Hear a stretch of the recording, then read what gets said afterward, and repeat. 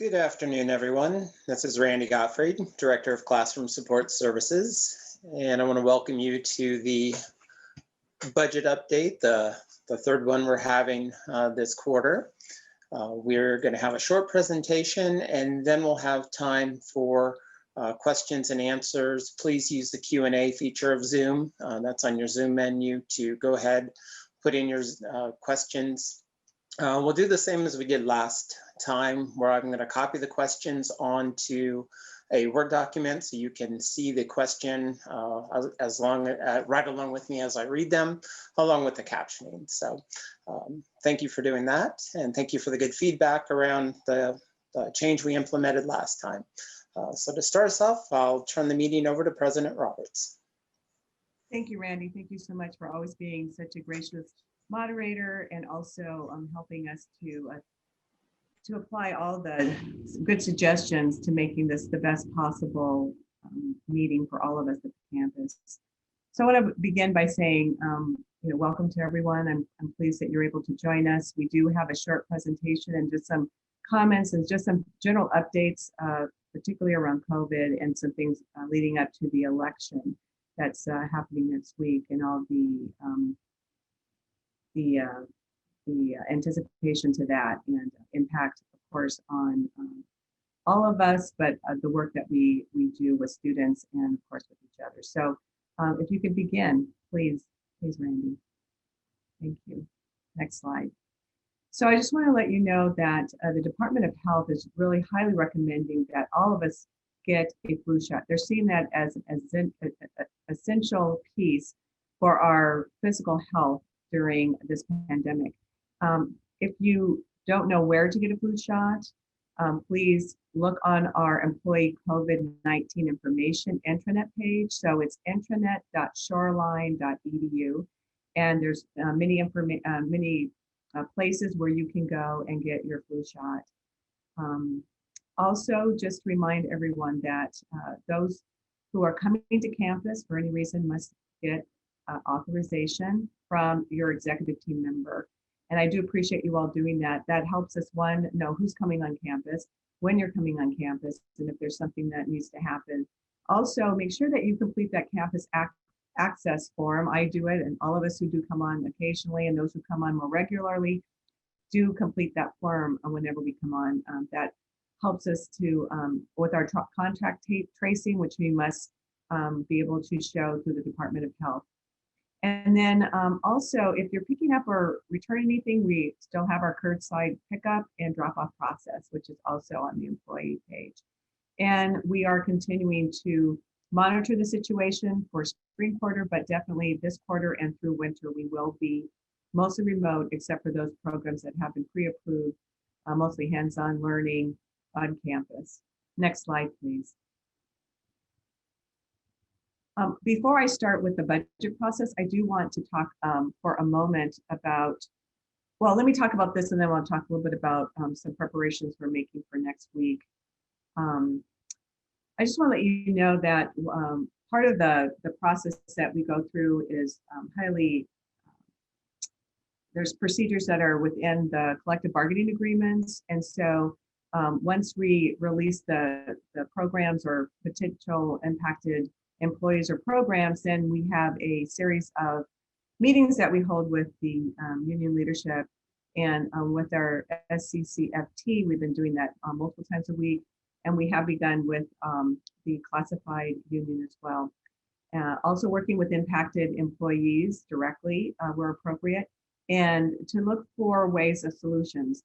We will be talking about our budget, and as you know, we did reduce the reduction based on some changes that came early in September around the forecast. So originally our budget shortfall was 8.3 million, and we moved that back to 5.3 million, which meant we were able to reduce the number of people who were impacted. Of course, one person being impacted impacts them, their livelihood, and of course impacts all of us at the college. And we don't take that lightly at all. And so, but we are working with all the impacted folks. We are working with the classified as well, and the faculty and administrators who the administrator who has had their position reduced to a shorter contract. I did want just to say that we are continuing to look at budget scenarios. We do have a budget. We're hoping that the information that we have been given by the state and the state forecast holds for the remainder of the year. But we also know that we may need to make some adjustments ongoing, but we're hoping that the budget that we have presented is the budget that we continue utilizing throughout the year. But remember, a budget is a document of a projection. We're going to be monitoring our actual expenditures and ensuring that they are also in alignment to the budget that we have proposed to the board that they approved at our meeting yesterday. And then finally, the final notifications on the reductions, we anticipate having that done by early December so that people have plenty of time to know about next steps for them. And we, again, are always following our collective bargaining agreements and working with our impacted and affected employees and, of course, departments where they're also having an impact as well. I want to spend a few minutes talking about the election and what's happening next week. We know that there's been a lot, this is a election of consequence. There's going to be, there may be lots of emotions around that. And so I am going to be sending out an email to the campus later today about that. We know that there may be unsettledness around the results even after the day of the election. It may not be settled that day. It may take several days or weeks. So we just need to be aware of that. Just want to put that out there for folks. And there may be demonstrations that lead to times of unsafety. And so we're calculating all of that into a plan that I want to talk about to the campus. We also know that we work in a place where people have many ideologies and many the spectrum of political opinion. And so we want to make sure that our focus is always on the students, always on helping our students be successful, knowing that we may work with people who don't agree with us in terms of some of our ideology around the politics of the election, but we do agree on serving our students and creating a place where people feel supported in who they are and in the work that they do. In my email, there will be information about voting resources, emotional support resources, virtual events for students so that you're aware, so we can share them with our students. Information for faculty. I know that faculty, that Vice President King did send out an information piece to faculty earlier today. And some contingent plans for any disruption that may happen because of demonstrations. I just want to let you know that out of a really abundance of caution, we want to have, that's your expectation of us as it should be, that we're thinking ahead and thinking about potential things that could happen and how the college would respond. So the executive team and our director of security, we are putting together a contingency plan for the campus in the event that demonstrations create disturbances and we may need to potentially either suspend operations or close the campus. So with that said, it may happen. We're hoping that it will not happen, but in the case that it may happen, we are asking that you go and make sure that your rave settings are where you'd like to receive information, because that's how we're going to be sending it out to both you and to students. So again, in my email to you, all this will be laid out, but I want you to know that we do have a plan, both for the safety of all of us and for those programs that come to campus every day, or employees who come intermittently or every day.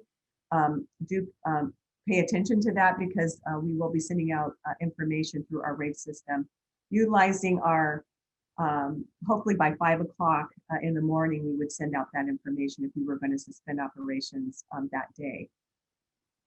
The other thing I just wanted to share, so I'm looking to make sure, that is the sum total of the message that you will be receiving. Again, we just want to make sure that you know we have a plan in place for thinking about your safety. But we're also thinking about your emotional well-being. And so if you need support, please, there are support for employees, there are support for students, and we are here for you. This is, again, a election that has a lot of emotions to it and a lot of consequence for us as a nation.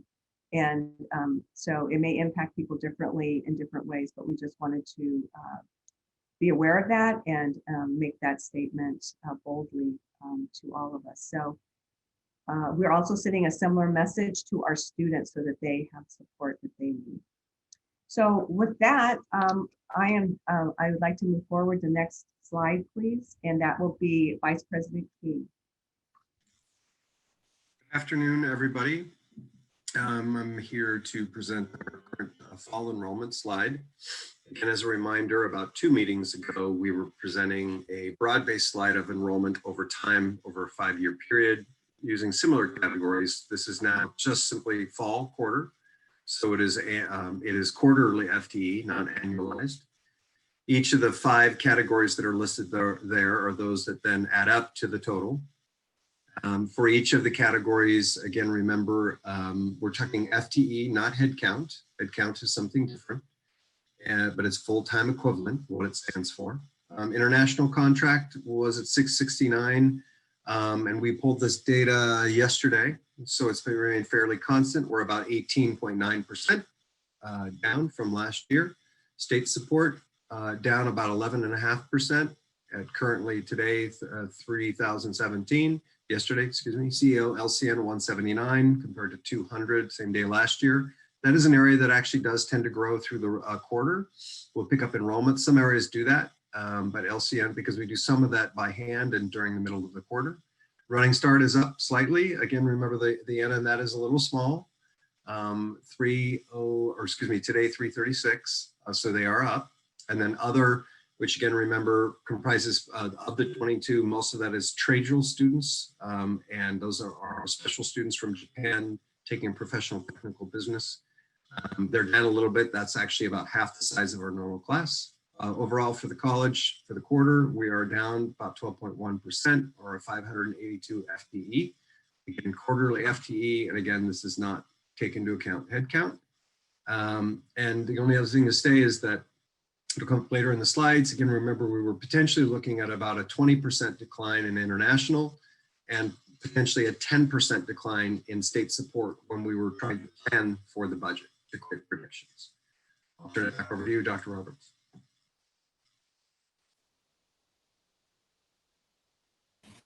Next slide. Thank you so much, Randy.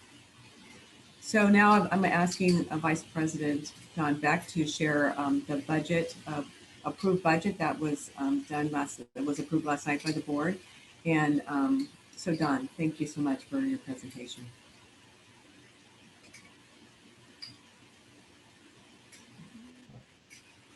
Afternoon. Thank you, Dr. Roberts. So we're going to go through the budget that was approved by the board last night. And what we're going to look at is 3 separate types of budgets. The first will be the operating budget, which is all of our operating revenues and expenses that keep our college running. Then we also have non-operating budgets, which are generally zero-based. But due to COVID, as we'll see in the presentation, some of our non-operating budgets are running at a deficit this year. So we'll discuss the impact on cash of supporting losses in our non-operating budgets due to COVID. And then lastly, we will look at our capital budget. So the first slide here is our operating results from last year, fiscal year 2019-20. And there are 3 columns of numbers. The first column is the budget. The second column is the actual. And the third column is the change, how we varied from budget to actual. And now going vertically, the first section is revenues. Our revenues were close to budget last year. We projected $46 million and we actually received $46 million. We were only off by about $73,000, primarily in lowered tuition revenue. The next section is personnel. We have the personnel grouped by the major classifications: administrative, full-time faculty, part-time faculty, and classified. Last year, our personnel costs were over budget by $1.2 million, and that's primarily from part-time faculty. We budgeted $7 million and actually spent $9.7 million for an overage of $2.6 million. And that was slightly offset by savings in administrative, full-time faculty, classified, and benefits. The next section is operations, which is all of our non-personnel expenses. And that was also very close to budget. It was over by $722,000. We were under a little bit in contracted services and over in goods and services. And then a few of the others were over by about $100,000. So in total, last year, we were over budget by $1.1 million, which means we spent more than what we had allowed ourselves at the beginning of the year.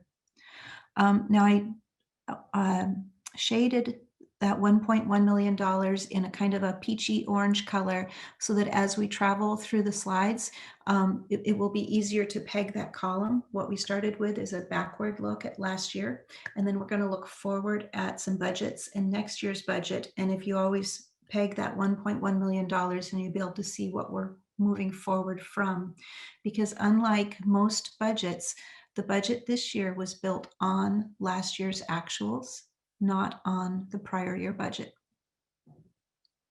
Next slide, please. So this is a look at the operating deficit. There again are three columns. The first column is last year's actual, and there's the $1.1 million deficit. The next column is the proposed budget. And the third column is the change from last year. So if we just look at the amounts that are above that $5.2 million deficit that's about in the middle of the page, everything above that is simply last year's actual amounts with our known changes layered in. So the first thing that we did is we layered in the state allocation reduction. Now, this is a permanent reduction. The state signaled us that they're reducing our allocation by 15%. You know how the state allocations go, they go up a little, a tiny bit each year, a little tiny bit each year. This is a 15% drop. And so because it's so sudden and so severe, we're considering it a permanent drop because it's going to take so many years to recover those allocations back again. So that's why we're having to make permanent reductions. So the state allocation reduction was $3 million. And then there's that little increase that they gave us the little increase this year, and then they took a whole bunch more back away. Then we're also seeing, as Philip showed us, we're seeing consistent reductions in tuition revenue. And again, sometimes enrollment goes down a little bit. Sometimes it goes up a little bit. Over the last number of years, we have seen some consistent declines year over year, particularly in things like international education. So while it tends to vary more than the allocation, the trend is for, we're not expecting to see an immediate recovery in that next year, although we would be delighted if it did. So in total, enrollment is down as of yesterday, 12.1% for fall quarter. And that is a leading indicator for the rest of the year. So in total, our revenues are down $3.2 million. Then we honored the COLAs for faculty and classified. Administration took a pause on their COLAs. So the labor increase was $887,000. And then we have to layer back in that $1.1 million deficit because we need to reduce our actual expenditure this year to get to a balanced budget. So the total deficit that we are facing based on last year's actuals is $5.2 million. We did take some immediate action to try and fill that gap. We immediately went for the non-personnel savings first. We took most of those in the reductions that we did in January, but we were able to find an additional $600,000 worth of savings. We also had some reductions in the spring that were effective July 1st. And we polled the campus for people who would voluntarily like to work fewer hours. So after we did those reductions, we still needed to take another $5.3 million in personnel reductions for total reductions of $7.4 million. And the reason we needed to reduce beyond the $5.2 million is because there is a phased in reduction over the course of this whole year. And we're trying to make sure that we have all of the most correct information possible to make sure that the state didn't change its mind in a significant way, or that enrollment didn't pop back up, or that COVID didn't suddenly go away. So clearly we've learned in the last 6 months that what we're in is a long-term cycle. And so we then do feel like we need to do these permanent reductions. And the cost of doing this in a really slow and thoughtful way, of really being careful and making sure, is retaining staff for a good part of the year, and also by 10-year buyouts and various other costs. The cost of that's going to be $1.8 million this year. So if we do all of the reductions, then we will wind up with a carry forward of $397,000, which is essentially a balanced budget. Now, the next thing we're going to look at is this same page, but in a more detailed way. We're going to take that $1.8 million cost, and we're going to add that up into the employee cost lines. And this will all be built out into a full budget. So Randy, can we go to the next slide, please? So this is the proposed budget for this fiscal year. Usually we would say for the coming fiscal year, but it's for this current fiscal year. And you can see the revenue, total revenues, the reduction there of the $3.2 million. And then the personnel reductions and the related preservation costs are all built into the personnel section. Now, these savings do include vacant positions. So although there were significant reductions, we were able to greatly reduce the actual cost to our people that are in the college by taking as many of those vacant reductions as possible. The percentage change in the dollar change in the personnel section, because it has the preservation cost built into it, and because the total number of people in each labor category is different, those dollars don't accurately reflect the impact on each of the labor categories. And the very next slide that we're going to look at with Veronica will show the actual effect on people. But we do have, we have reduced part-time faculty by $1 million, which kind of splits the difference between last year's budget and last year's actual. So we're really trying to create an attainable budget. And then the operations cost, you can see some reductions there. We reduced contracted services, which is primarily audits. We've had some savings in goods and services, which a lot of that is utilities and other things related to the campus being closed. We immediately put that freeze on travel and saved $100,000 there.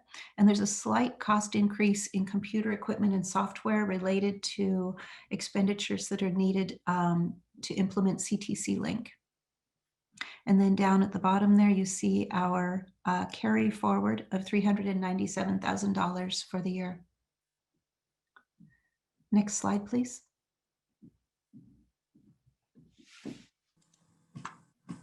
And this is Veronica. Good afternoon, everybody. Next slide.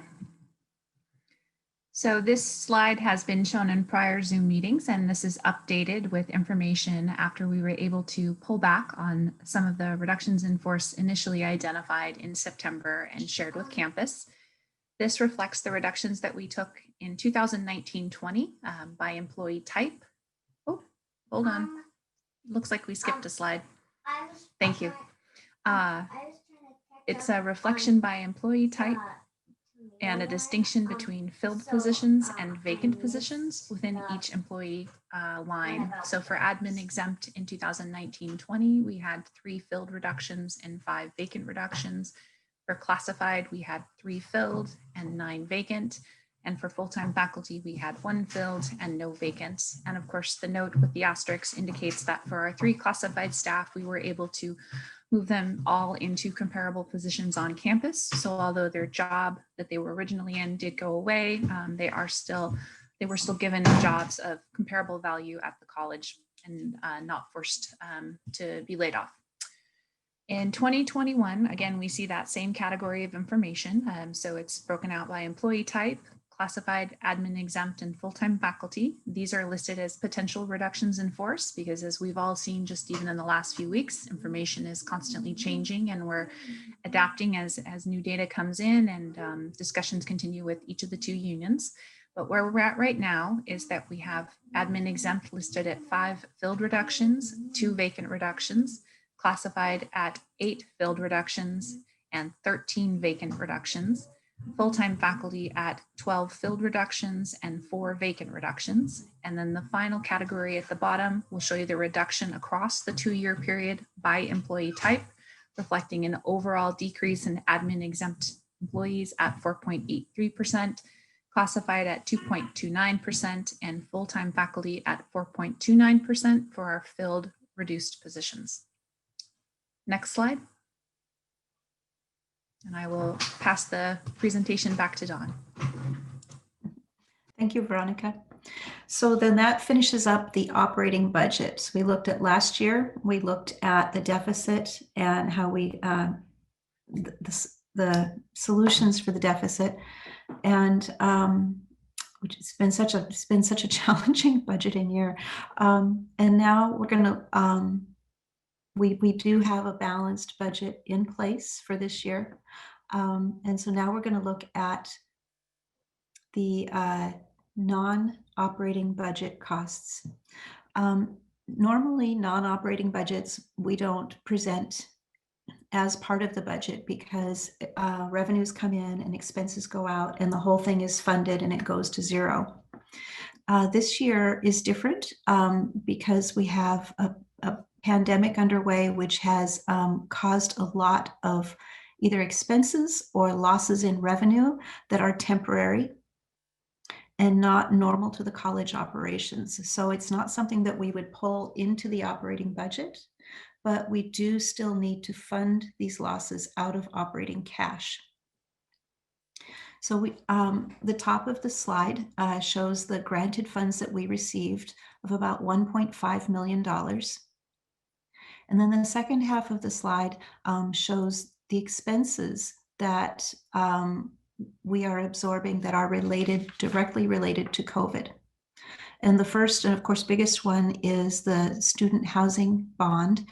Student housing was at full capacity and operating exactly as it was planned, even throwing a little bit of excess cash to operations.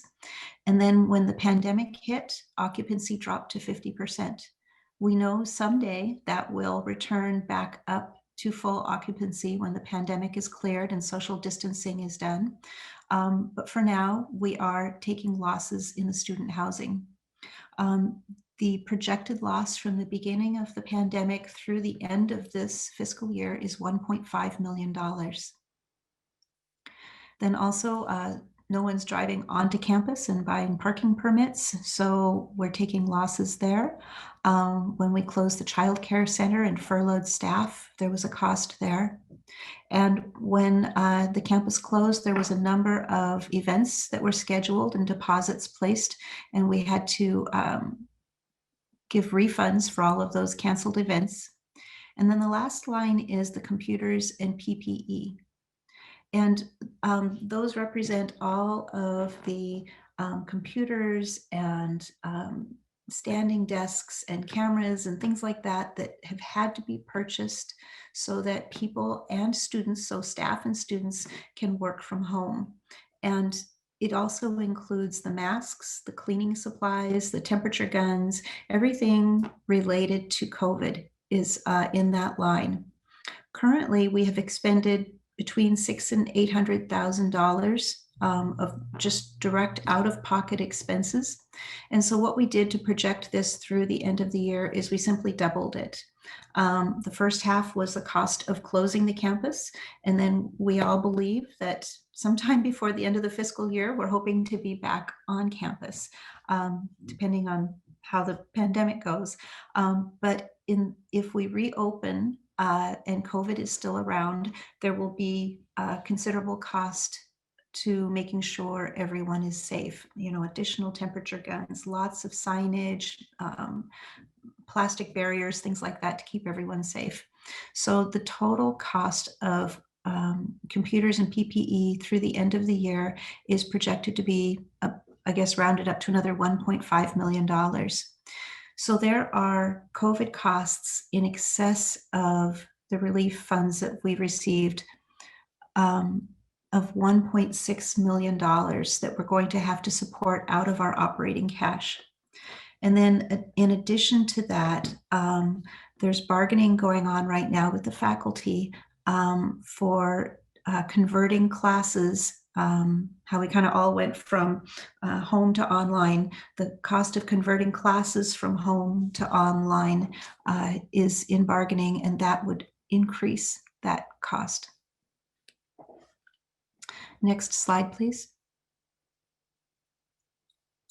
So that is, so now what we'll do is we'll look at the effect on our cash of both this year's operations and the losses due to COVID that are normally within funded accounts. So we started the year with $23 million in cash. The board has $12 million worth of reserves. And we have commitments this year of cash that we need to spend. $2 million goes to the city of Shoreline for the roundabout. And $1.3 million is the cost of the dental program move. So we have total cash commitments of almost $3.4 million.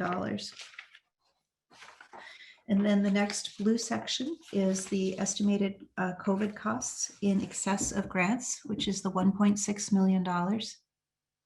And then the yellow band is the forecasted operating carry forward. And that is the number that we saw on our operating budget.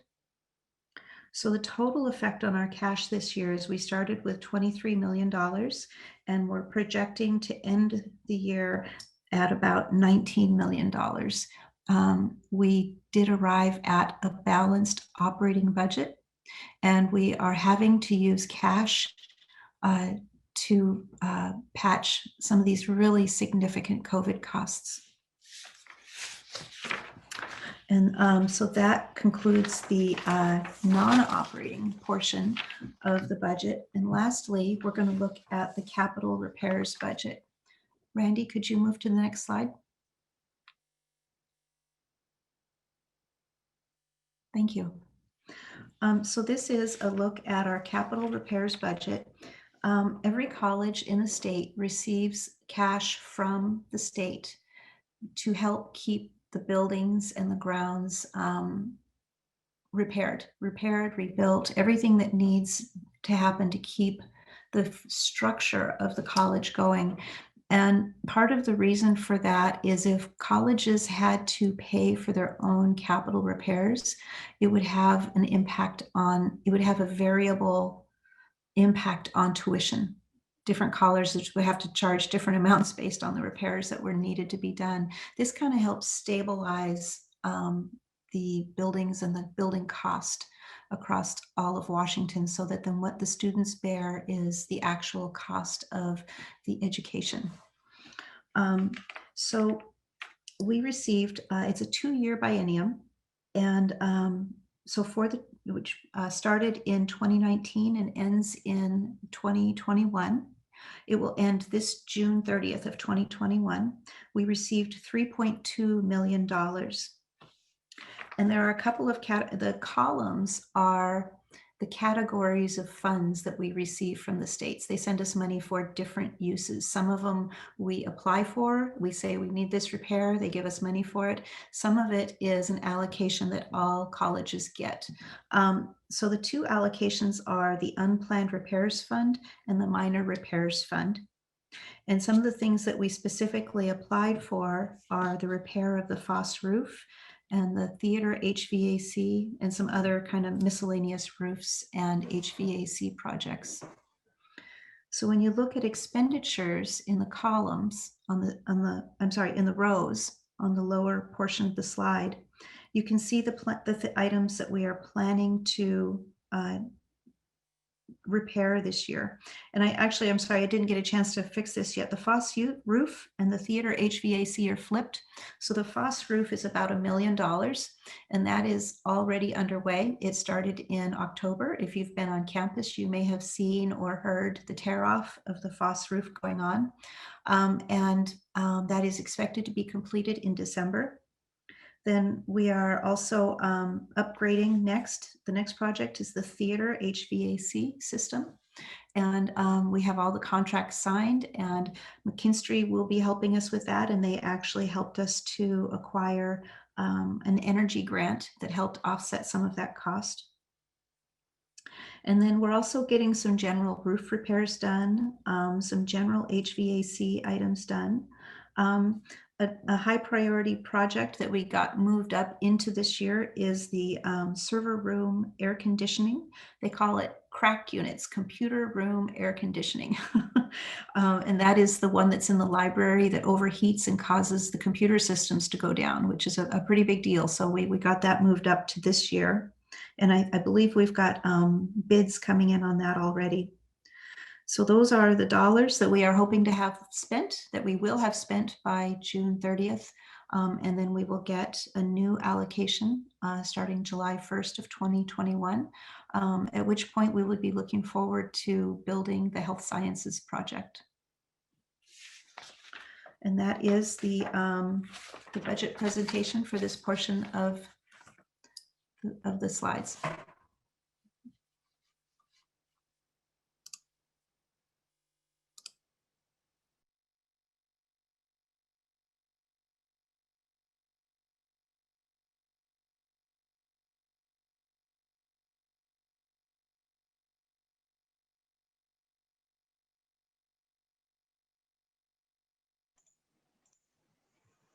All right, thank you, everyone. And now we'll talk about the upcoming meetings, which is the next campus budget meeting on Tuesday, November 10th from 1:30 to 3 o'clock on Zoom. And the next board meeting is going to be on December 3rd. And that will be from 3:30 to 4:30 for the study session, 4:30 for the regular session. And let me switch over here. I want to thank you for those who have already submitted some questions. Go ahead and use that question and answer feature for your questions that are coming in.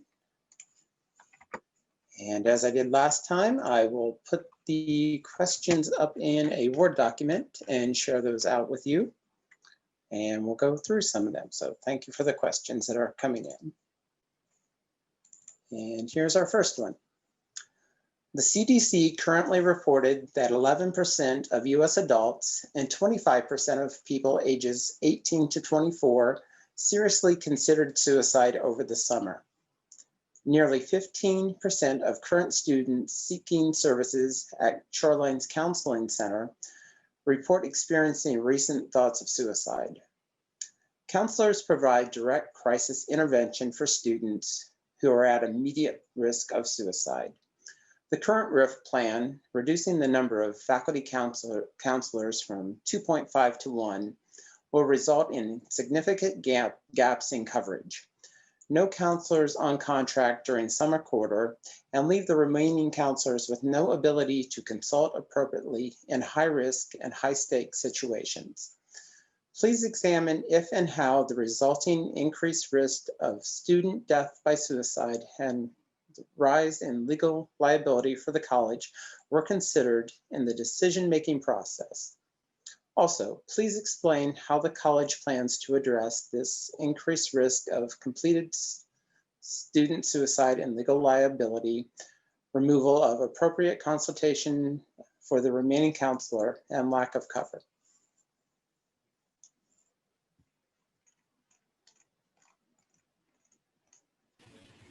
Thank you, Randy, and thank you for the question. I'm gonna, and thank you, Dr. Herrera, she has come on. I appreciate that. I know there's been some work and some planning being done as a result of this proposed reduction, so thank you.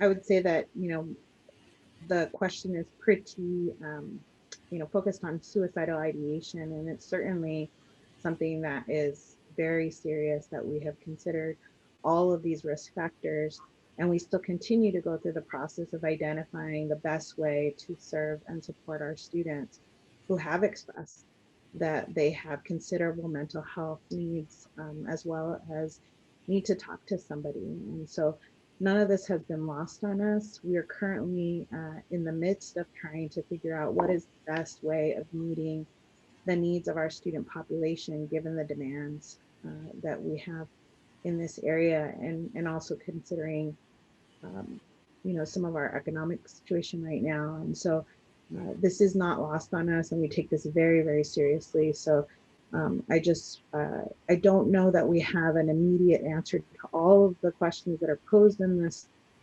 particular question, but we are actively going through the process of trying to figure out how we can best meet the needs of our students. And the legal liability, as well as putting our students first throughout this process, is of our utmost concern.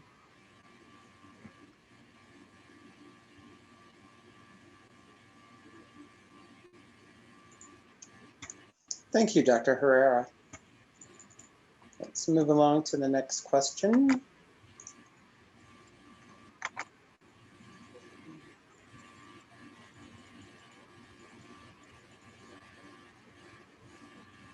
When the college was planning to eliminate dental hygiene, I learned that we must teach out the current students in our programs to help them end the studies that they have begun. If we eliminate a professional technical program like ECE, when does the college actually see budget savings? Since we're looking at the 2021 budget and looking forward to the 21-22 budget, eliminating the program saves $0 in that time frame, doesn't it? What is being cut in the short term to make way for that long-term savings? So let me just begin by making a point of clarification. There was the dental hygiene program either this year or last year was not on an elimination or reduction list. We were looking at short-term and long-term strategies to provide a solution because of the loss of space in the health sciences building, which we have done. So I just want to be really clear that they were never on a elimination list, either in 2019, 20, or this year as well. I'm going to ask Vice President King to respond to the remainder of the question about how we look at the full piece, because we do, as we do have a CBA, and there are some requirements that we would follow. Excuse me. Thank you, Dr. Roberts. And specifically to the question, there's a couple of questions here. So eliminating a professional technical program, could the college see budget savings? Potentially. It just depends on the length of the program and the teach out. As in the next question is then looking forward to the 2021-22 budget. doesn't really save any money. Program saves zero in that time frame, doesn't it? But it just depends, and it's really around the teach out and what's being cut in the short term. Nothing in particular related to this program, if that's the question. Again, this is a May. We've up for consideration. We're still in that process with the union. And the only thing I guess I'd say about teach out so people understand them is there are a variety of ways that you manage teach out. Or predominantly I'd say there's three. One is that you teach out the current class in its entirety through the rest of their program at the college of choice for all credits, all courses. We have to look at all the students in the program, the current status in the program, the amount of time it would take, and we provide support that could either be full-time or part-time. Two, you do a combination where you do inclusive of courses that are offered here and elsewhere. So a student could actually pick up courses at another college that could fulfill the requirements, and so then we potentially could have less overhead. Or three, in its entirety, you decide to close a program, not this, but any program, and say, nope, that we will close it out and all students then would take classes at another college. And that's because you either know that another program exists, or you can transfer the students, or it's just possible. So those are different ways, and based on the scenarios, the college would see a variety of savings potentially related to this program, if indeed it is a program that is limited.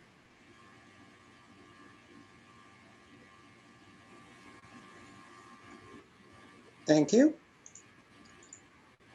We'll move on to the next question.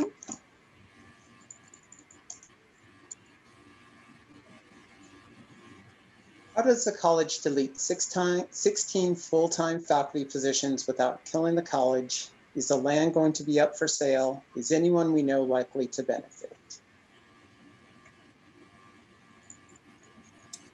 So I'll start this response.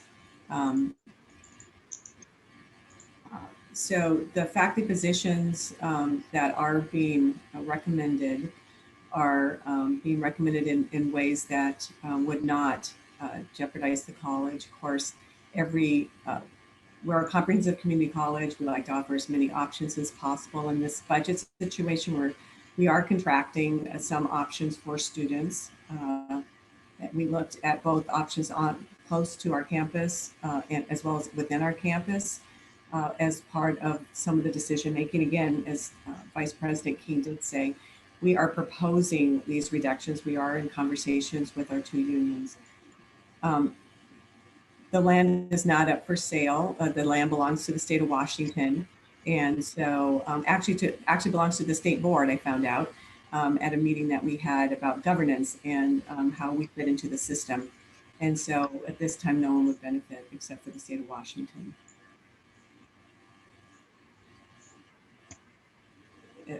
If there's anything else I need to add or Philip, if you would like to, Vice President King.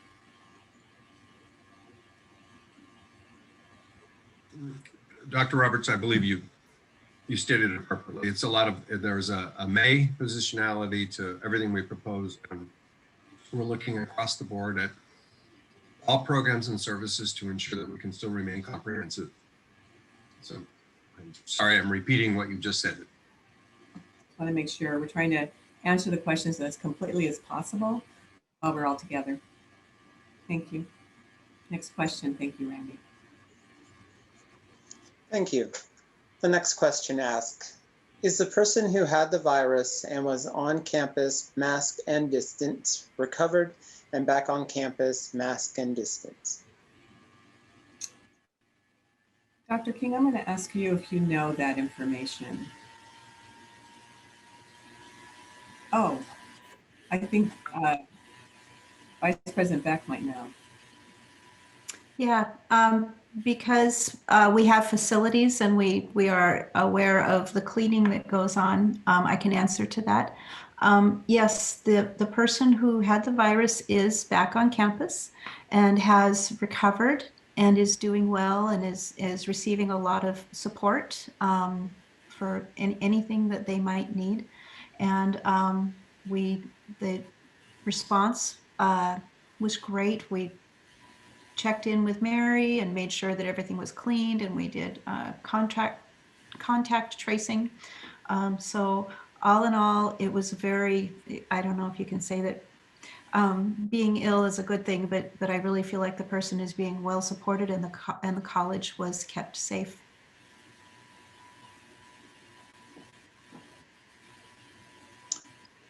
Thank you.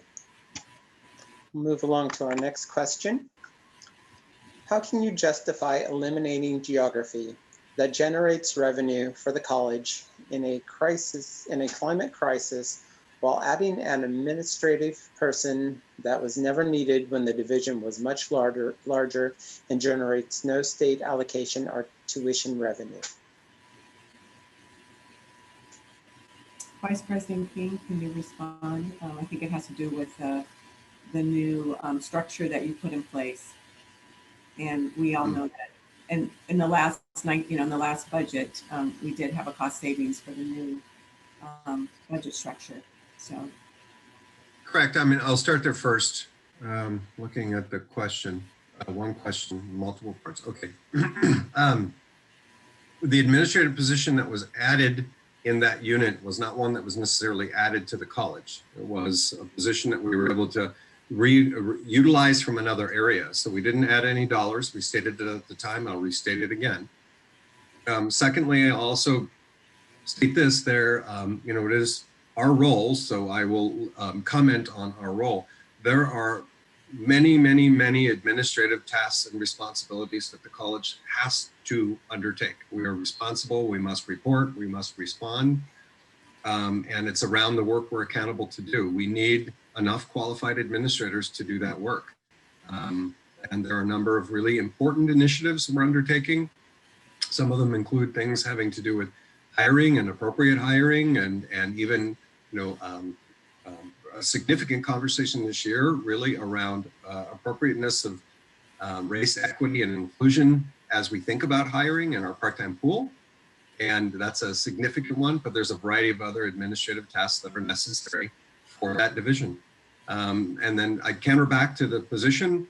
These are complicated decisions to make in terms of what we're proposing and why we're proposing it. Yes, I understand we're in a climate crisis. When we look at each program that may have been offered up, there is a reason potentially where each one may be something we consider and say, is this appropriate, and why should we or should we not potentially ask for it to be cut? And this was one. Questions are raised are appropriate. I will go back though to the original statements we made about the program specifically. In the face of very hard decisions, the programs we looked at are those that tend to have the lowest FTE that they're generating, and in some cases have a higher cost. And in combination with the fact that overall the college has less money and we have to manage our programs. This is not an easy decision, and this has not been a decision. We are proposing it. Those are some of the reasons. I hope I responded to the question. Cheryl, could I just add one piece that it comes up a lot in the questions we receive, and Philip just addressed it again. There were no new money used. There was no positions created for the associate deans. They were existing positions that were moved over to a more useful function, and it didn't cost the college anything to make that transfer.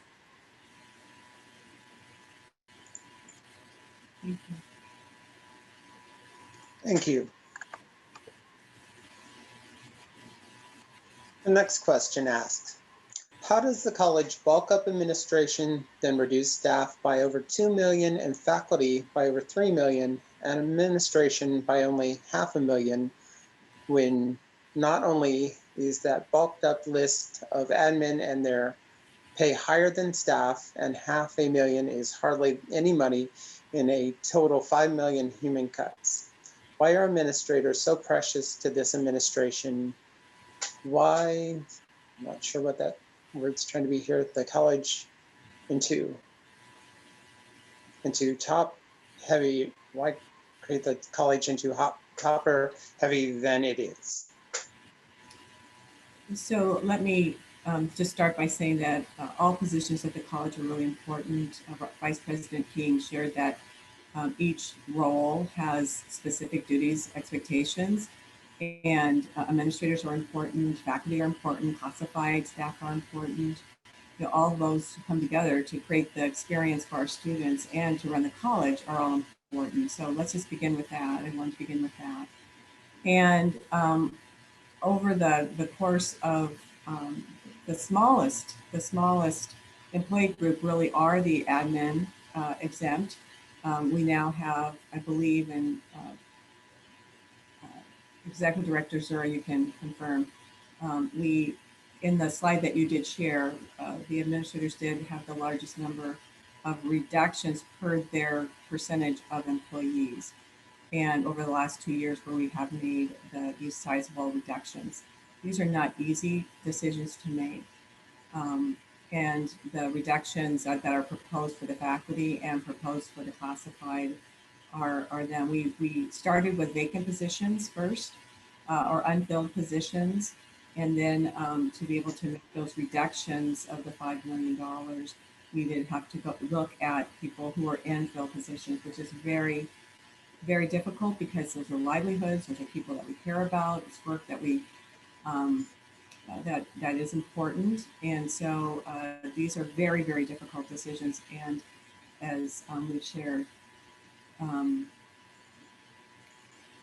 I would say all positions are precious. There's not one group that's more precious than another. It's just this, we tried to do it as looking across each employee group as we made those final recommendations to explore in this time period between now and December.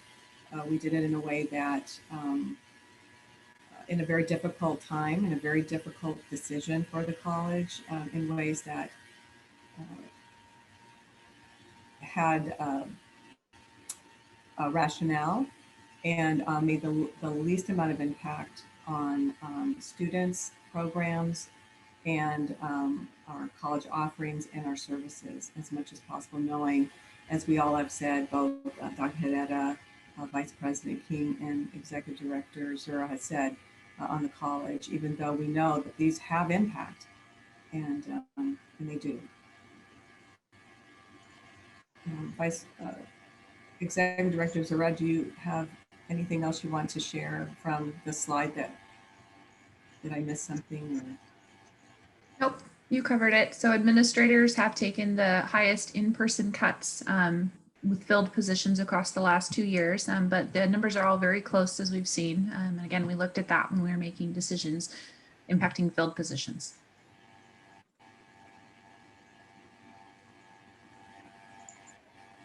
Thank you. Moving along to the next question.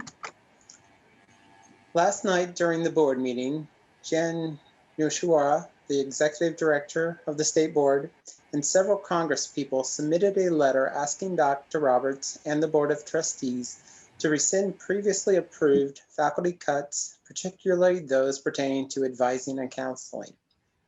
In this letter, they reminded the board and the college about the state's increased funding to enhance advising and counseling services. Colleges are recommended to have a 1 to 1,000 ratio of counselors to students. Following this logic, our counseling center of 2.5 FTE is already understaffed, yet this administration still chose to reduce it to 1 FTE counselor.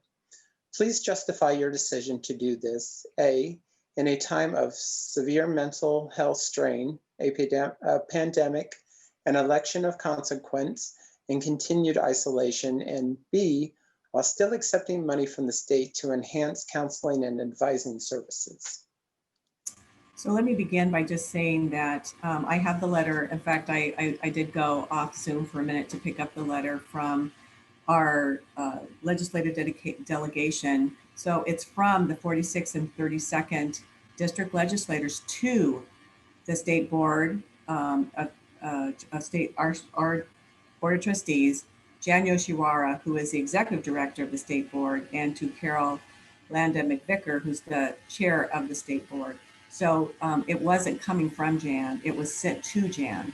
So I just want to make that small clarification. So she was not part of the letter. She was being sent, this letter was being sent to her, to our board of trustees, and to the chair of the state board. So I just want to make that clarification. So part of the process that we're in, we've been thinking about is we are in a process of dialogue and conversation. These are all proposed reductions. We're in a process of having conversation about other suggestions and other solutions going forward. And so with that, I see that Dr. Haddad has joined as well, but I just wanted to make those two points of clarification. I want to first start by making an important distinction in the letter that's being referenced from last night. The funding that was mentioned is for guided pathways implementation. And so it has a distinctive purpose. It's not specifically for advising and counseling. But we are looking actively at enhancing advising and counseling services and trying to do our best within the funding that we have.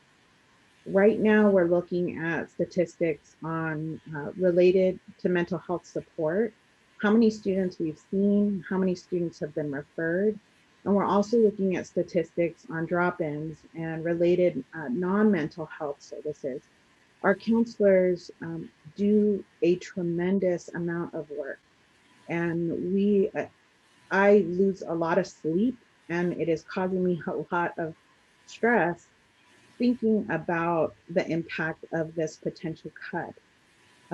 I cannot stress enough with folks that have asked multiple questions. I'm looking ahead at some of the future questions that this is something that we are actively trying to address, but also looking at the other demands that are on our counseling staff, such as teaching, supervision of others, while we examine the different types of counseling service delivery models from Washington State.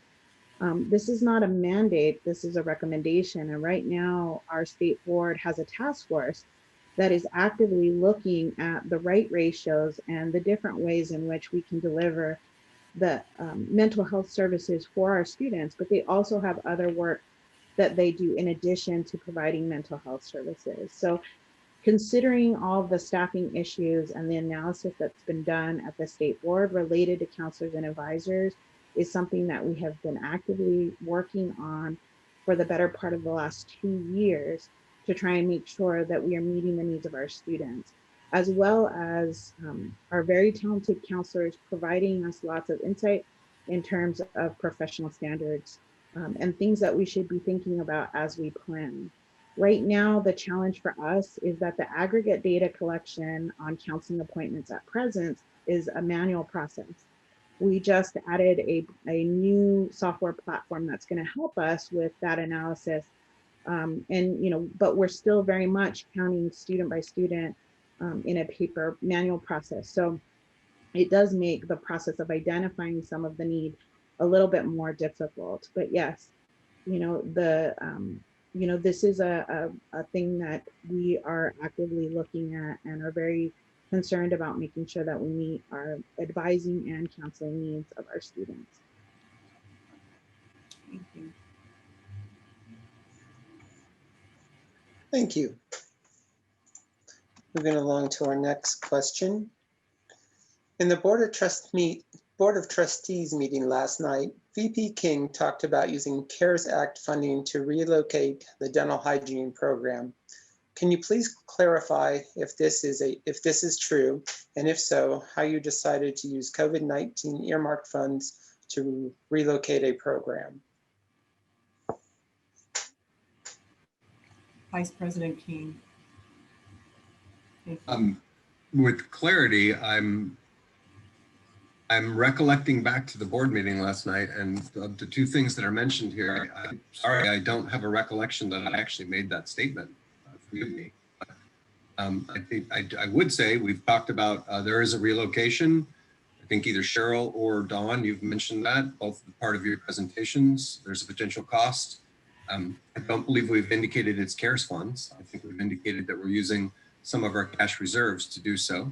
And the only other reminder I would have for all of us is that because we are in this new partnership and those dollars are being allocated to UWSOD to do so.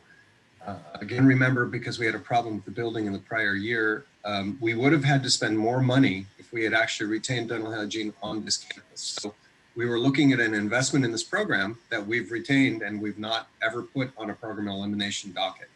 So we were going to be spending money investing in dental hygiene no matter where we had it. And I don't believe any of us has stated CARES funds were being allocated, but either the president or a VP back give feedback on that. Sure, and let me just say a couple of things. So I think I recall you talking about the setting up of the clinic and that we did use money from CARES Act, which is appropriate, to provide the right support both for patient care and also for faculty and students doing dental hygiene procedures in the clinic. And so we did spend money there for out of the CARES fund early on in the summer to get that in place. We started late spring, early to make that happen. And I would say the other piece is that the dental hygiene program has never been on an elimination list. We've always been looking from the very beginning for short-term and long-term solutions. We have found one, and the even in the short term, where we were looking at space on campus, all of our buildings are almost at their life expectancy, at the end of their life expectancy, and so the building that was most was probably the best building to look at that we all agreed with the faculty as well was the 1300 building, and just renovating half of that building was almost $1 million before we got in and started to actually open up walls. And that was just not a good use of any of our resources. And that's when I reached out to Dean Gary Kyoto and said, could we move this summer and not have a two-step process? And honestly, that saves the faculty from and the students from spending half their time at Shoreline and half of their time at their clinical at the University of Washington. And so they said yes. So they are now utilizing those dollars. They're getting ready to renovate a space for dental hygiene, and the money that we would have spent on both simulators and also for the renovation is now being used to redesign some new space for them at the University of Washington, which is a good use of those dollars. So just want to let everyone know the dental hygiene program, again, never on an elimination list, always looking for short and long-term solutions for them, and now we have found one. And at the meeting last night, we did hear from Director Rosie Bellard about how faculty are experiencing and how students are experiencing their experience just 1 month in. I think I saw your hand, Philip. Yeah, it did. Your statements help remind me probably of, we've talked about so many different pots of dollars. I understand the confusion. I do remember, here's where we are as it relates to this statement. CARES Act funds have been used on this campus to enhance and develop facilities to ensure that our programs that are in person are safe. So we did do that to the clinic space on site for our campus, but only as a relationship to, so CARES Act funds, yes, they were used. Yes, they've been used in dental hygiene in the clinic, and yes, they've been used in other programs, and they've only been used to ensure that we can hold the program in a physical setting and ensure the safety of people, which is directly what the dollars were given to us for. I'm sure I believe that's where the statement came from me. That's what I recall. But we talked about a lot of things, so I'm glad someone asked the question, and that's exactly why we have these questions and this time together. Randy. Thank you for the clarification. Moving on to the next question. How can you justify misusing state resources? So let me start by just stating that's a broad statement, and they may be talking about concerns about how we had did our financial reporting. That's been all taken care of, and there were no findings either from the state auditors or from the financial statements that were done by an external group the last almost a year and a half. There has been no misuse of state resources at the college, and there's been no findings from any audit that we currently had. And we've had all of our audits done over the last 3 years. So we're now up to date with all of our audits. Vice President, back to you. Also, do you have anything else to add? If not, we can move to the next question. But I just want to make sure you have an opportunity. Yeah, I don't believe that we're misusing state resources. We are being as careful and conservative as we can to make sure that the college is positioned to stay financially healthy so that we can stabilize finances during what is an economic crisis that's estimated to extend for 5 years. So we're really trying to make sure that we have stability, making permanent reductions in the face of permanent revenue cuts so that we can go forward, and when the economy recovers, that hopefully we're in a position to grow again, because we really, the one thing we all have in common is we believe so strongly in our college and we want to be the best in the state at what we're doing. So we're trying to be very thoughtful so that when the growth happens, that we'll be there. Thank you. Moving along to the next question. Do you really believe that our students can be supported best without the appropriate counseling services? Well, as Dr. Haddad has been saying, you know, we're exploring what that looks like to have an appropriate counseling service in a time of reduced and budget constraints. So I'll leave the rest of the comments to Dr. Haddad.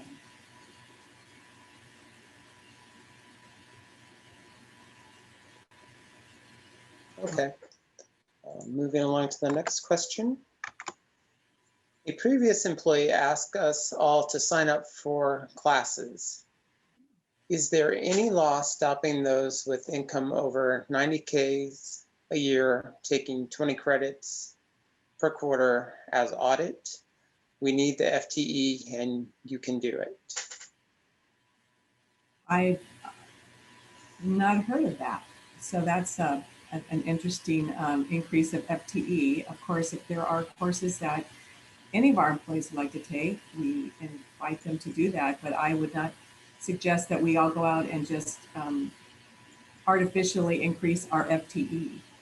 We want to do it in ways that show, I would say, realistic demand and need. So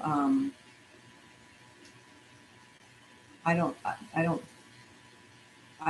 honestly would not subscribe to asking any of our employees, any of our administrators, anyone to take a course that it's not going to either enhance their ability in their job or avocationally or something that they're interested in. Of course, any of our employees can do that, but just to go out to take courses to increase our FTE, I would not be in support of that. That's would not to artificially inflate our FTE count during this time. Thank you. Move along to our next question. How can you justify the gutting of the Running Start program when it is the only program that has increased enrollment this year? Alongside that, what is the actual plan to help the Running Start students and complete the work that will be left behind when the Running Start advisor and the program advisor are no longer with the college? So you're absolutely right. The Running Start program has increased by 25 students this year. And we're really pleased with that. And in a time when we are seeing such sharp decreases in other parts of our college. I would say that it is contracted dollars. And so we do have the ability to look at how those dollars can be used to do that work across different positions and not seated in one position. So, and that helps us with dollars that are on our operating budget as well to maintain those positions. So I'll let also Dr. Haddad speak, but those are the things that we have to consider when we have dollars that come in that are contracted or in ways that are not, that we can utilize those funds to cover the cost of those who are on the operating budget. It's not our intention to gut the Running Start program. We are looking across the area that includes Running Start, advising all of our programs that are supervised by our acting dean, Dr. Lisa Malik, right now, and Derek Levy in our enrollment services and financial aid, we've had a lot of changes and a lot of transitions with different employees over the last couple of years. Right now, we are looking at the whole experience for our students and strategic enrollment management. Running Start is one part of a bigger puzzle that we are trying to solve about how do we receive and support our students when they come to Shoreline. Access to the Running Start program isn't a true opportunity unless we give them the right supports to do that. And the model that we have had included initially an advisor. And in the last year, we added a program advisor. A lot of things have shifted, not just the economic challenges, but also the loss of staff. And we are actively trying to put together a new model where we can meet the needs of our students. It's not our intent to abandon the Running Start program or to abandon the students in that program in any way, nor is it our intent to gut that program. We want this program to be successful, and we're doing our best with the resources that we have to be able to meet the needs of those students. I know that that's not maybe what folks want to hear, and it may feel like it's being gutted, but that is not our intent at all. And we know that enrollment has gone up by 25 students, and we want to be able to support the students that we have and their retention goals and get them to complete what they came here to do.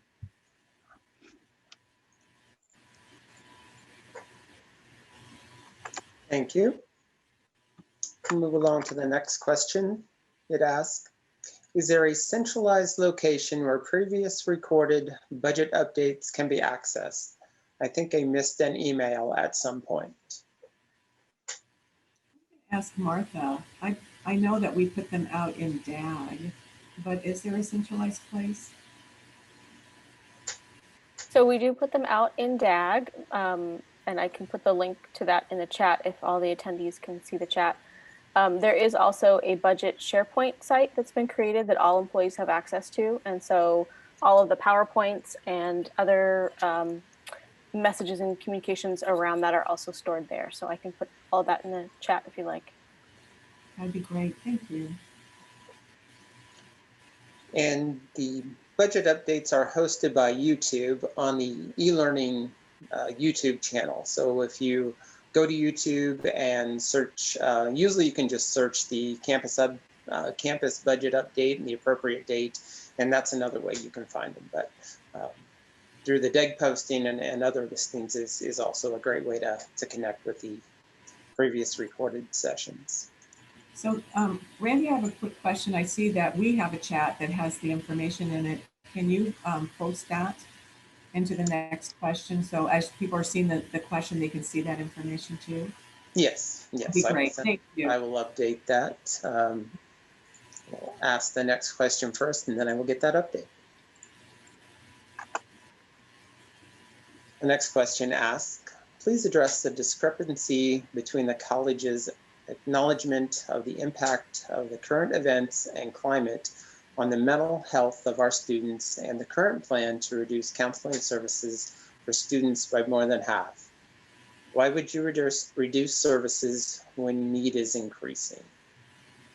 So I really believe that Dr. Hado has done a good job of explaining this. It's sort of this a little bit of the same question, which talks about the impact, of course, of people's concern around it. Again, these are proposed changes. We are looking at ways to address and support students. We're in conversations still about that. And we are looking at ways to provide support for our students, but maybe in different ways than how we're currently doing it. So, Dr. Hado, do you have anything else to add from the other comments you provided? Yeah, perhaps the discrepancy that you're speaking of, there's a lot that the Counseling Center currently does. And the Counseling Center provides free, confidential, professional services, as well as resources and support to academic, as well as career and personal success, health, and well-being of our students and campus community. It is not lost on us that the impact of the current events and the climate on mental health of our students is at the forefront of what we are trying to do. And we're trying to hang on to as much of the supportive services that we can. But we may be unable to meet the needs of our students given our budget situation to the extent that we have tried to. When I look back at some of our The typical reasons why our students visit the counseling center, it is for depression, anxiety, relationship concerns, and stress management. They're also coming to the counseling center for indecision about major or career path, and they have academic concerns as well as, about failing grades or struggling with a subject. There's a whole breadth of things that they come to the counseling service, and um, they have, as well as attending workshops and presentations and activities. So there is so much that counseling service is being taxed to have to do, which I think they did an exceptional job given the fact that we have 2.5 staff members. It is a heavy lift. And right now we are trying our best to look at what are the ways that we can meet some of the pressing mental health needs of our students, while at the same time, the additional demands on our faculty members' time for all the other things that they're asked to do within the scope of their work. So it is a heavy lift, and we're trying our best to try and make sure that we are supporting our students, especially given the climate right now with current events. Thank you. Thank you, Dr. Herrera. There were two additional questions right along the same, asking also about the counseling services. So I'm going to copy those on here. I just want to make sure that we acknowledged that they were received, and if there are any additional comments that want to address specific things in those questions, we can do that. So one asks, why have you decided to cut campus mental health services when there have already been several student suicides this year? And the other one asks, why would you cut mental health services after there were several suicides this year, a significant increase to suicidal idealization due to COVID? So those, I think, have been answered along with what our what Dr. Herrera provided. Yeah, I think the only final thing that I would say is that we haven't immediately cut any services right now. We still have our staffing model in place. We have a year in front of us. These decisions have not been finalized yet. They are recommendations, and they are recommendations that, in spite of all the questions that have been asked, we are still struggling to try and, these questions are very important. Sometimes with these budget meetings, things bubble up as part of the questions, and it gives us a chance to take a step back and look again. And, at least from my perspective, I want to be able to, if we haven't done a good enough job of assessing the situation, knowing that it's still in flux, or communicating to the staff. And I think that there's some questions that are going to come up later on, and I want to address those right now, Randy, as well. Because it's top of mind. We care about our students, and we need a leadership structure in place to meet the needs of those students. There's a lot of education and supportive services that this team provides. We don't want that to go away. How can we make sure that our students' needs are being met, while we're also looking at all the different pieces of the work that is entailed with running a counseling center and running it effectively? It is not lost on us, but I'm going to take all these things back, as well as the questions that are coming up about Care Team, which has been a relatively new committee, a relatively new group that has been that is gathered. I've been here with the college for 3 years, and the Care Team started 2.5 years ago. I think it has been a good move for us to bring people together and to try and see what ways we can team up to best meet the needs of our students, and especially students that are in crisis. But that referral, that triage, all of those things, everything from scheduling appointments to accessing our counselors during times, lulls in the quarter when we don't have faculty available. All of those are things that we need to be talking about and considering when we're making these proposed recommendations. So I appreciate all of the questions that have come up. If I may, I would like to ask that I take those back, and I'm happy to meet with the counseling staff some more if folks feel like we haven't done our best to consult with them or to have these conversations. These questions will be addressed. And, I don't want folks to feel like we glossed over it or didn't answer important questions, but there is some repetition to this.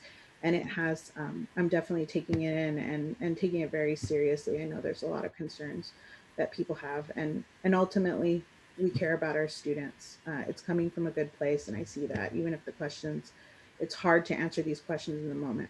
I appreciate the questions very much. So Dr. Herrera, can you just clarify, there's a statement that said there were several student suicides this year, and I'm just aware of one, which was so tragic, but, and maybe there were others, but. As far as we know, there was one, but the other that we know of, that we're aware of, it was, the information was not shared that it was a suicide. So I think that that information, you know, if it was shared incorrectly, we can go back and check if there was something we are not aware of, or a student situation that we were not privy to.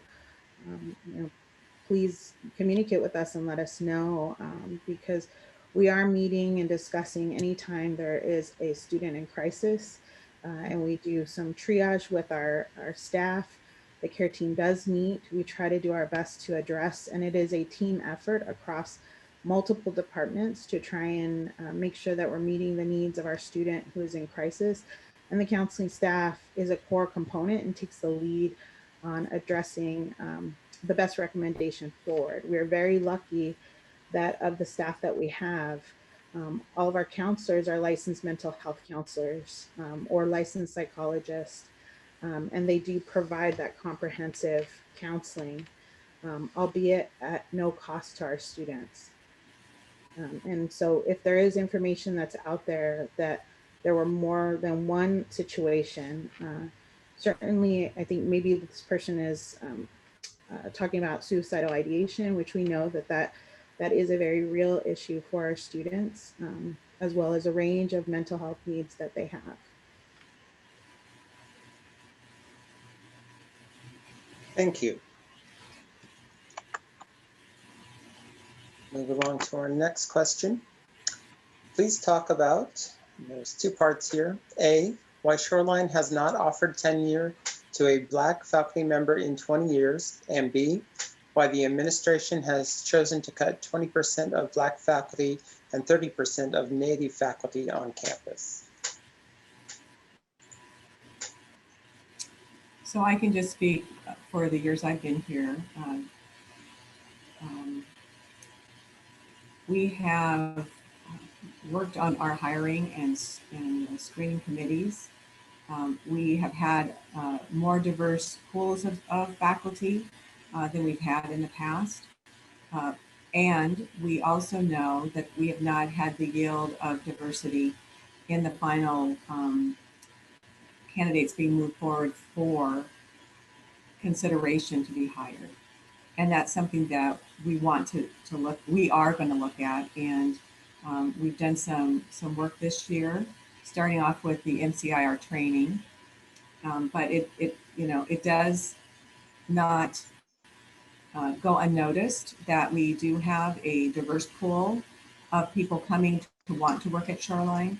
And as we go through that process, they don't seem to be the finalists that are presented coming forward to administration. So we want to work with that process and explore what are some of the pinch points that are happening there. Again, with these are all proposed reductions, and we are having conversation with the employees, so it's not a resolved decision yet. And we also looked at across all of our programs with an equity-minded lens as well. These again are very difficult decisions. We looked at enrollments and many other factors to bring them forward for consideration to explore. And so we are exploring them at this time. I don't know if Executive Director Zura, you want to talk at all about our hiring process, if I've misspoken about information at least I have been aware of and looking at about our pools and our affected results over the years. Yeah. The recent. I know we're about out of time, so I'll try and be succinct. Essentially, what we have seen across several years is that the diversity of our applicant pools reduces with each step within the committee process for selection to move forward. So we are getting diversity within our pools, although that can always be increased. And I'm talking about predominantly racial diversity, noting that there are, of course, other kinds out there. But that as they go through the process, the applicants who end up as finalists, the percent of applicants who have identified with racially ethnic diverse information are not the ones that are making it through and not the ones hired. So some of the things that we've done to adjust to that and to try and take a closer look at our process is we've introduced the use of search advocates on campus. And this fall, we recently completed a training with the search advocates on the MCIR, the Multicultural Competency Interviewing Rubric. And in addition to that, we are about to get some training, hopefully, on cognitive errors to refresh what we have done with our search advocate group. And if you're not familiar with it, the search advocate is a process out of Oregon State University where you have a non-voting, non-HR person that rides along with the screening committee throughout the process to engage in discussions about how decisions are made and the factors being used to make them to ensure that we are being as equitable and as possible in our selection process. So I just want to say that we have been looking at this, and it is something that is troubling. When we do have, of course, we can always have more diverse applicants in our, particularly that we're talking about full-time faculty, and the end results are not what we would like. Our students are becoming more diverse, and we want to ensure that we have as diverse a pool of applicants, and at the other end that we have faculty who represent our students as well. The other piece of this, of course, is multicultural competency and ongoing professional learning. And one of the things that we are going to be doing is hiring for a director of diversity, equity, and inclusion. And I think that will help us as well. But in that interim, we have made some pretty important and bold strides to address this, because all of our employee groups want and need support, and we want to diversify across all spectrums. Particularly one of them is race, but there's other diversity pieces as well, and we want to be a place where people not just come and work, but also are supported when they are here.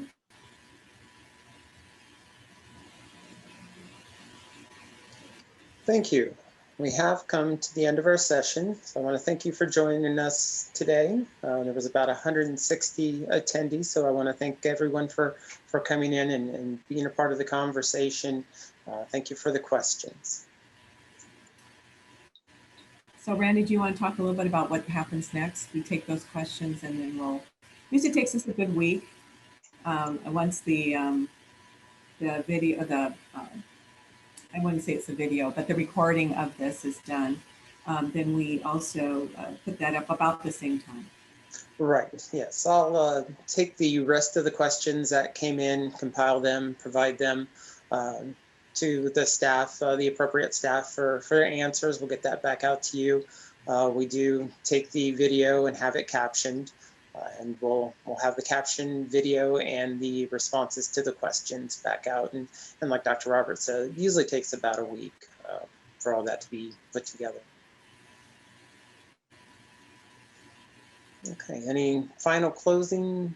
Just want to thank everyone for coming and asking questions, and we'll have our next one in November, and we'll be sending out information along the way about anything around COVID or other updates. So I hope everyone checks their day at a glance and also reads emails coming forward. This is going to be a time of heightened emotion, and we want to make sure that, as I said, there will be an email coming either later this afternoon or tomorrow morning, sharing more information about how we can prepare ourselves for the coming weeks and days ahead. Thank you. Everyone have a good afternoon.